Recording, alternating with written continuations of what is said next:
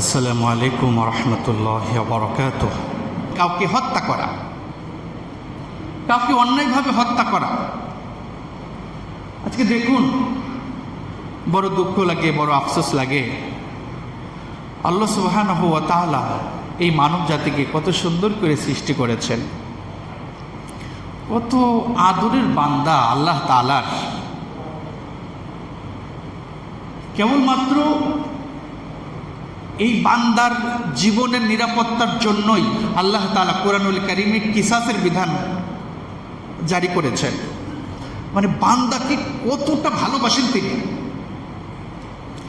বান্দাকে তিনি কতটা ভালোবাসেন যে বান্দা দুনিয়াতে বেঁচে থাকবে, কয়দিন বেঁচে থাকবে এটা হলো আমার সিদ্ধান্ত, এটা হলো আমার হাত। কোন পৃথিবীর যত বড় শক্তিধর কোন পার্সন হোক, আমার বান্দার কোন বান্দাকে অন্যায়ভাবে মারবে, আমি আল্লাহ সুবহানাহু ওয়া তাআলা এই সুযোগ কাউকে দেই নাই, কাউকে দেই নাই। কেবলমাত্র বনি আদমকে তাদের নিরাপত্তা বিধানের জন্যই আল্লাহ সুবহানাহু ওয়া তাআলা দেখুন কিসাসের বিধান কোরআনুল কারীমে নাজিল করেছেন। হত্যা করেছে, হত্যার বদলে হত্যা।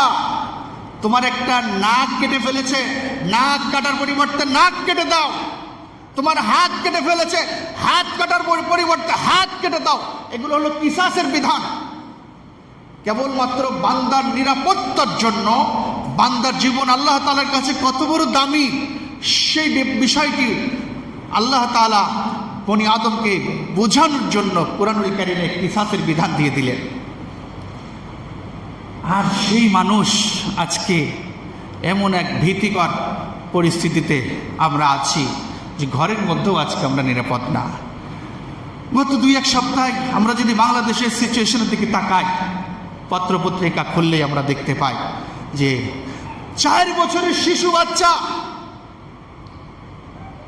ঘরের মধ্যে আউটডোরে বা করিডোরে অবস্থান করছে, সেখানেও সে গুলিবিদ্ধ হয়ে মারা গেছে।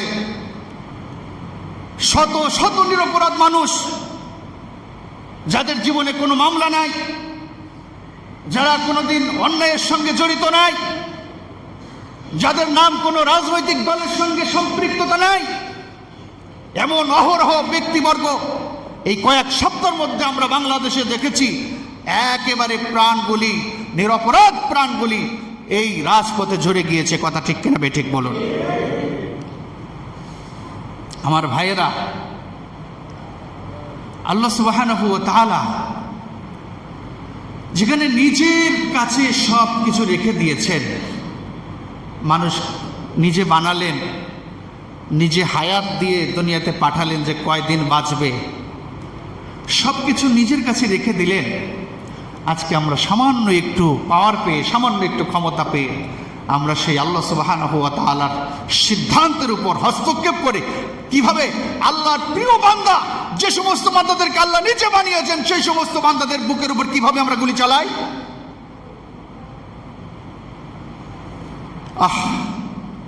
বড় কষ্ট লাগে, বুকটা ফেটে যায়। ফেসবুক খোলার পরে দেখলাম কি এক ইয়াং জেনারেশন, ইয়াং ছেলে, কি সুন্দর তার চেহারা, গুলিতে মারা গেছে। খাটের উপর তার লাশ শোয়ানো, তার মা মৃত লাশের বুকের উপর মাথা দিয়ে কাঁদছে আর বলছে, বাবারে তোরে বড় করতে যে কত কষ্ট আমি স্বীকার করেছি, এটা আমি আর আমার আল্লাহ ছাড়া কেউ জানে না। আজকে তোরে যারা মারলো, আমি বিচার দুনিয়ার কাউকে দেই নাই, আমি উপরওয়ালাকে দিয়ে দিয়েছি। উপরওয়ালা আমার বিচার একদিন না একদিন করবেনই। তবে তোকে এই দুনিয়াতে আনতে যে আমার যে কতটা কষ্ট হয়েছে রে বাবা। এরকম অসংখ্য গণিত মায়ের বুক খালি হয়েছে, অথচ আল্লাহ সুবহানাহু ওয়া তাআলা নিজে এই মানব হত্যাকে হারাম ঘোষণা করেছেন।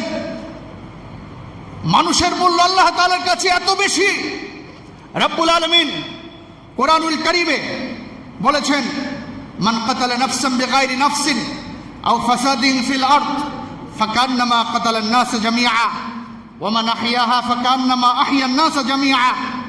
রব্বুল আলামিন সূরা মাইদার 32 নম্বর আয়াতে বলছেন যে কোনো ব্যক্তি যদি অন্যায়ভাবে কাউকে মারে, কোনো মুসলমানকে মারি এখানে আল্লাহ বলেন নাই, অন্যায়ভাবে কোনো মানবকে হত্যা করে, হতে পারে সে বিধর্মী, হতে পারে সে মুসলিম, হতে পারে সে অন্য কোনো ধর্মাবলম্বী। আল্লাহ সুবহানাহু ওয়া তাআলা এখানে কোনো ধর্মের কথা বলেন নাই, আল্লাহ সুবহানাহু ওয়া তাআলা এখানে মানব জাতির কথা উল্লেখ করে বললেন অন্যায়ভাবে যে কোনো ব্যক্তি কাউকে হত্যা করবে, একজন ব্যক্তিকে যদি হত্যা করে গোটা দুনিয়ার সমস্ত মানবতাকে মেরে ফেললে যে পাপ হয়, আমি আল্লাহ সুবহানাহু ওয়া তাআলা তার আমলনামায় সেই পাপকে লিপিবদ্ধ করে দেয়। বলুন নাউযুবিল্লাহ। ওয়া মান আহইয়াহা ফাকান্নামা আহইয়ান নাস জামিআ। আর যদি কোনো ব্যক্তিকে মৃত্যুর হাত থেকে কেউ বাঁচিয়ে তোলে, তাহলে দুনিয়ার সমস্ত মানুষকে বাঁচালে যেই সওয়াব হতো, আমি আল্লাহ সুবহানাহু ওয়া তাআলা তার আমলনামায় সেই সওয়াবকে লিপিবদ্ধ করে দেয়। বলেন সুবহান। একটা মানুষের কত দাম! এই আয়াত থেকে তো বোঝা যায় যে একটা মানুষের জীবনের কত দাম আল্লাহর কাছে। রব্বুল আলামিন অন্যত্র বলেছেন, এখানে আবার বলেছেন রব্বুল আলামিন সূরা নিসা 93 নম্বর আয়াত, আল্লাহ তাআলা এখানে মুমিনদের কথা উল্লেখ করলেন যে ওয়া মান ইয়াকতুল মুমিনা মুতাআম্মিদান ফাজাযাউহু জাহান্নাম খালিদান ফিহা ওয়া গাদিবাল্লাহু আলাইহি ওয়া লা'নাহু ওয়া আ'আদ্দা লাহু আযাবান আযীমা। রব্বুল আলামিন সূরা নিসা 93 নম্বর আয়াতে বলছেন ওয়া মান ইয়াকতুল মুমিনা মুতাআম্মিদান, যে ব্যক্তি অন্যায়ভাবে ইচ্ছাকৃতভাবে কোনো মুমিন হত্যা করে ফেলে, কোনো মুসলমান হত্যা করে ফেলে, ফাজাযাউহু জাহান্নাম, আল্লাহ তাআলা ওই হত্যাকারীকে বিনিময় হিসেবে জাহান্নাম দান করবেন। বলো নাউযুবিল্লাহ। ওই হত্যাকারীকে আল্লাহ তাআলা বিনা হিসাবে জাহান্নাম দান করবেন।